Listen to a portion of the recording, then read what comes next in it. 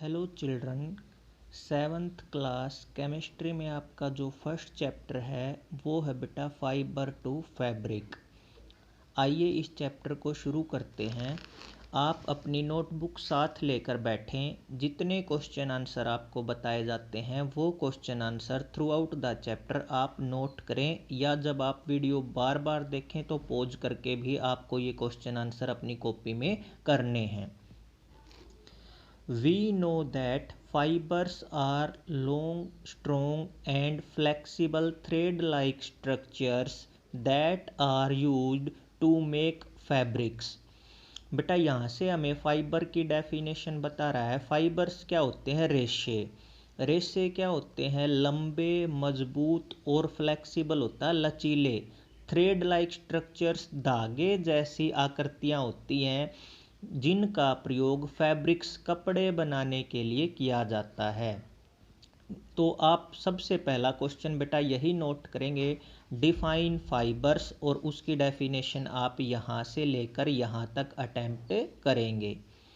उसके बाद कहता है natural fibres are obtained from plants and animals.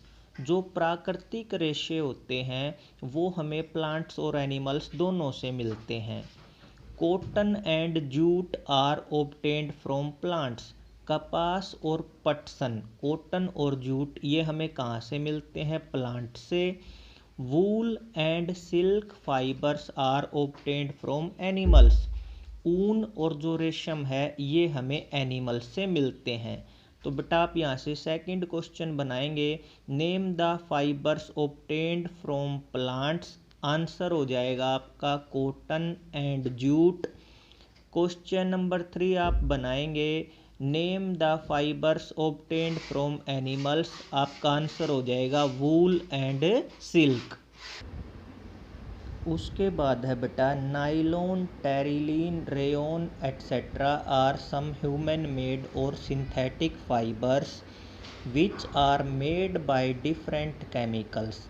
Nylon, terylene और रेयॉन ये कृत्रिम रेशे हैं जो कुछ केमिकल्स की मदद से बनाए जाते हैं। यहाँ से बेटा आप क्वेश्चन लिखेंगे नेम सम सिंथेटिक फाइबर्स, और उसमें आपके एग्जाम्पल हो जाएंगे आंसर में nylon, terylene, rayon. In the previous classes we have read how cotton fibres are obtained from cotton plants. पिछली कक्षा में आपने ये पढ़ा है कि कपास के रेशे कपास के पौधों से कैसे प्राप्त किए जाते हैं। In this chapter we will study how fibres are obtained from animals. इस अध्याय में हम ये पढ़ेंगे कि जंतु रेशे कैसे प्राप्त किए जाते हैं। अब हम बात करते हैं एनिमल फाइबर्स की। Wool and silk are animal fibres, हम पहले भी पढ़ चुके हैं। वूल और सिल्क ये एनिमल फाइबर्स हैं, जंतु रेशे हैं। They are made up of proteins, ये किसके बने होते हैं? प्रोटीन्स के। Wool is obtained from fur, fur का मतलब होता है बेटा हेयर। जो ऊन है वो कहाँ से प्राप्त होती है? फर से, हेयर से। किसके हेयर से? शीप, अंगोरा गोट, कश्मीरी गोट, याक, रैबिट, कैमल, लामा और अल्पाका। ये अलग अलग जंतुओं के नाम हैं जिनसे हम बालों से हमें ऊन प्राप्त होती है। The body of these animals is covered by a thick coat of hair. इन जंतुओं का शरीर बालों की एक मोटी परत से ढका होता है जिसको हम क्या बोलते हैं? कार्ड फ्लीस, फ्लीस कहा जाता है। Silk is obtained from cocoons of silkworm.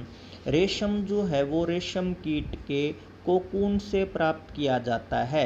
तो बेटा यहाँ से आप एक क्वेश्चन तो ये बनाएंगे, name some animals from which wool is obtained.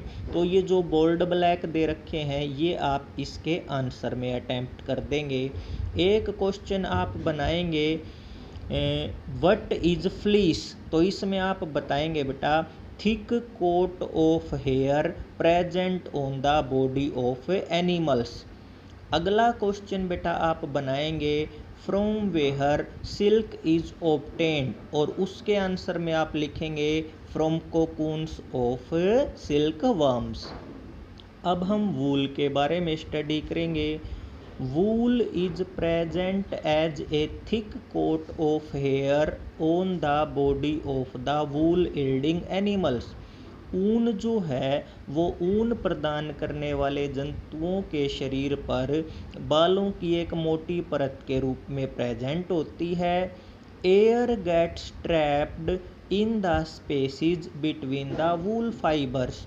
जो ऊनी रेशे होते हैं उनके बीच में जो खाली स्थान होता है स्पेस, उसमें एयर फंस जाती है, हवा पकड़ ली जाती है। Since air is bad conductor of heat, हवा जो होती है वो ऊष्मा की कुचालक है। It does not allow the body heat to escape and keeps the body warm. ये हमारे शरीर की गर्मी को बाहर नहीं जाने देती और इस तरीके से हमारे शरीर को गर्म रखती है। That is why woollen clothes are worn in winters. इसीलिए सर्दियों में ऊनी कपड़े डाले जाते हैं। बेटा यहाँ से 2 मार्क्स का एक इम्पोर्टेंट और बेसिक क्वेश्चन बनता है, why woollen clothes are worn in winters.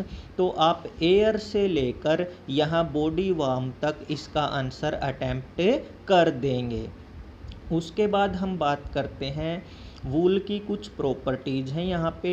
Wool has a high tensile strength. ये जो टेंसाइल स्ट्रेंथ है बेटा, इसका मतलब है भार सहन करने की क्षमता। तो वूल की टेंसाइल स्ट्रेंथ ज़्यादा होती है। एंड हैज़ हाई इलास्टिसिटी, और इसमें लचीलापन भी ज़्यादा होता है।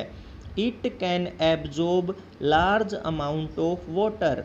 ये काफ़ी मात्रा में जल को अवशोषित कर सकती है। इट इज़ लाइट वेट, ये हल्की होती है। And can be easily died, और इसको आसानी से रंगा जा सकता है। It is considerably resilient. Resilient word है बेटा वो फ्लेक्सिबल का ही सिनोनिम है, मीन्स ये काफ़ी हद तक लचीली होती है।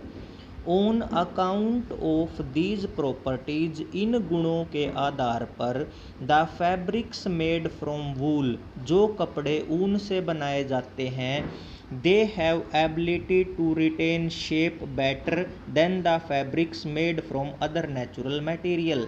इन्हीं क्वालिटीज़ के कारण जो ऊनी कपड़े होते हैं वो अन्य नेचुरल मटेरियल से बने हुए कपड़ों के कंपैरिजन में अपनी शेप को मेंटेन रखने की, बनाए रखने की ज़्यादा एबिलिटी शो करते हैं। यहाँ पे बेटा आपको वूल यील्डिंग एनिमल्स दिखाए गए हैं, शीप, कश्मीरी गोट, याक और अंगोरा गोट।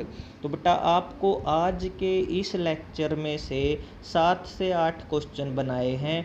उनमें से एक क्वेश्चन मैं रिपीट कर रहा हूँ, यहाँ पे मैंने आपको बताया नहीं, मैं फिर बता रहा हूँ। आप क्वेश्चन बनाएंगे, give some properties of wool. आप लिखेंगे हाई टेंसाइल स्ट्रेंथ आंसर में फर्स्ट पॉइंट, सेकंड लिखेंगे हाई इलास्टिसिटी, थर्ड लिखेंगे absorb large amount of water, fourth लिखेंगे लाइट वेट, फिफ्थ लिखेंगे कैन बी इजीली डाइड, और सिक्स्थ पॉइंट लिखेंगे रेजिलियंट। तो बेटा 2 क्वेश्चन इनमें 2 मार्क्स के हैं, बाकी ऑलमोस्ट 1 मार्क्स के हैं। तो ये चैप्टर का बेसिक्स था, यहाँ से चैप्टर की शुरुआत होती है।